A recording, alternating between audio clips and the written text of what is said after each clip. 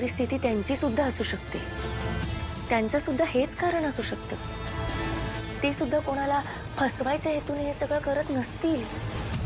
हे बघ केदार, जोपर्यंत आपल्याला त्यांच्या विरुद्ध कुठला पुरावा मिळत नाही ना, तोपर्यंत आपण त्यांच्यावर संशय घेणं चुकीचं. मग काय करायचं? ठेवायचा विश्वास? नाही, आपण या प्रकरणाच्या मुळापर्यंत जायचं. कसं? म्हणजे ते पत्र कोणी पाठवलं होतं ना, ते शोधलं पाहिजे. बाबांनी मागे मला एक डायरी दिली होती, ज्याच्यात त्यांच्या शेजारच्यांचे नंबर होते. त्याच्यावरनं काही सापडतंय का बघू शकतो. आणि जेपीसीची माहिती? मला एक सांग, ज्या दिवशी बाबांवर हल्ला झाला त्या दिवशी तू कौशिकी मॅडमचा लॅपटॉप बघितला होतास, करेक्ट? त्यात काही सापडलं होतं का? नाही. आणि मिस्टर खांडेकर लॅपटॉप वापरत नाहीत, म्हणजे त्याबद्दलची माहिती घरात असण्याची शक्यता नाहीये. म्हणजे ती माहिती आता एकाच ठिकाणी असण्याची शक्यता आहे. MNNच्या ऑफिसमध्ये. करेक्ट. आणि त्यासाठी आपल्याला MNNच्या सगळ्या डेटाबेसचा ऍक्सेस मिळवावा लागेल. बरोबर आहे. आता तीच एक जागा राहिली आहे शोधायची. आणि MNNच्या ऑफिसमध्ये पोहोचण्यासाठी काहीतरी मार्ग शोधावा लागेल. बरं. काय हो चेतना काकू, एवढ्या का हसताय?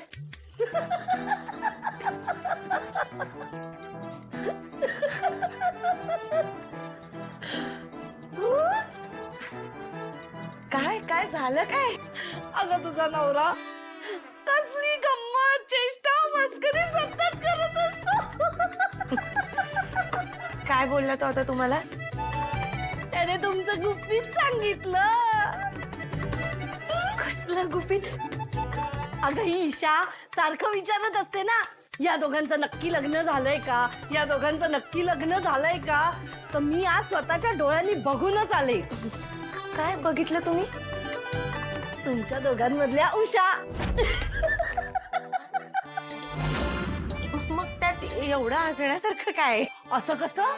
अगं मी त्याला विचारलं, नवरा बायकोंमध्ये असं उशा ठेवून कोण झोपतो?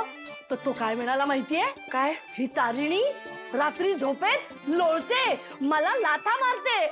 सो माझ्या पायाला आधीच लागले, अजून लागू नये म्हणून मी मध्ये उशा ठेवतो. असं सांगितलं? असं सांगितलं त्यांनी? हो. आणि हे सगळं सांगताना इतका लाजत होता. मग कशाला असं काहीतरी बोलायचं ना? असं काय करतेस? मारतेस ना तू लाथा, लोळतेस ना झोपेत. झोपेत मारते ना, पण खऱ्या खुऱ्या मारायची वेळ आली. नाही, खरं खोटं करायची वेळ आली आहे म्हंटल. त्याला जाऊन विचारते ना, मी कधी लाथा मारल्या तुला ते. त्याची ना खरं तर गोळ्यांची वेळ झाली आहे. काय केलं? काय केलं? तू काकूंना असं सांगितलंस की मी रात्रीची लोळते झोपेत म्हणून आपण इथे उशा लावल्यात. हे बघ बॉस, मी पेशंट आहे ना, मग हँडल विथ केअर. अरे हँडल विथ केअर काय हँडल विथ केअर? मग हे सगळं माझ्यावर खापर फोडण्याआधी विचार करायला हवा होतास ना. हे बघ, चेतना काकू अचानक आल्या. मला आयत्या वेळी जे सुचलं ते मी म्हणालो. हे बकेडी, पहिले तर तू या उशा उचल उचल हे सगळं. करतो. आपण हे असं वागतो ना, म्हणून त्या ईशाला संशय येतो आपल्यावर सारखा. अगं बॉस, मी ना फिल्म्स मध्ये बघितलंय, जेव्हा हिरो आणि हिरोईन खोटं लग्न करून त्यांच्या घरी जातात ना, तेव्हा झोपताना ते त्यांच्यामध्ये उशा ठेवतात. किंवा एक जण वरती झोपतो आणि एक जण खाली झोपतो. ही काय फिल्म आहे? हा, खरं खरं आयुष्य आहे ना आपलं. मग कसं झोपायचं? आपलं लग्न तर खोटं आहे ना. हे बघ केदार, या सगळ्याच्या आधीपासून आपण एकमेकांचे मित्र आहोत की नाही? माझा तुझ्यावर आणि आपल्या मैत्रीवर पूर्ण विश्वास आहे, म्हणून मला या असल्या गोष्टींनी फरक पडत नाही. आणि म्हणूनच मी तुझ्यासोबत एका रूम मध्ये राहायला तयार झाले ना. बरं, या सगळ्याच्या पलीकडे जाऊन आपण जे काही करतोय ते आपल्या मिशन साठी करतोय. हो, पण आपण दोघं एकमेकांच्या शेजारी. का? तुझा विश्वास नाहीये माझ्यावर? आहे विश्वास, पण तुला चालेल? मग मला का नाही चालणार? हे बघ केदार, आता तू चेतना काकूंना सांभाळून घेतलंस, पण नंतर ईशा आली किंवा कौशिकी मॅडम आल्या तर? इरा, काय झालं बाळा? हा, काय झालं? तू पडलीस का? लागलं का तुला कुठे? नाही लागलेलं तर वाटत. काय झालं? का रडतीयस? तुझ्या मम्मा मम्मा ठीक आहे ना? काय झालंय? उगाच कशाला तू दगदग करतोयस? नाही नाही, मला माहिती आहे मी आजारी असताना तुम्ही खूप केलंय. हवं तर मदतीची परतफेड समजा. मग नको. का? नाही नाही, तुला परतफेड वगैरे करायची असेल तर खरंच काही गरज नाहीये. पण एक भाऊ म्हणून तुला बहिणीची मदत करायची असेल तर मी तुझी मदत घेऊ शकते.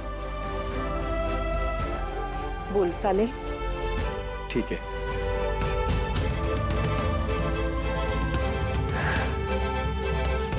मग ठीक आहे.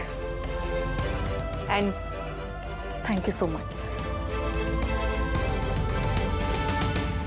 छान. हे एक बरं झालं, घरातलीच कोणीतरी व्यक्ती आहे तुझं काम हलकं करायला. म्हटलं तुला टेन्शन घ्यायचं काही कारण नाही आता. हां, अरे म्हणजे काय, योग्य ती मदत घरातली माणसंच करू शकतात. हो ना.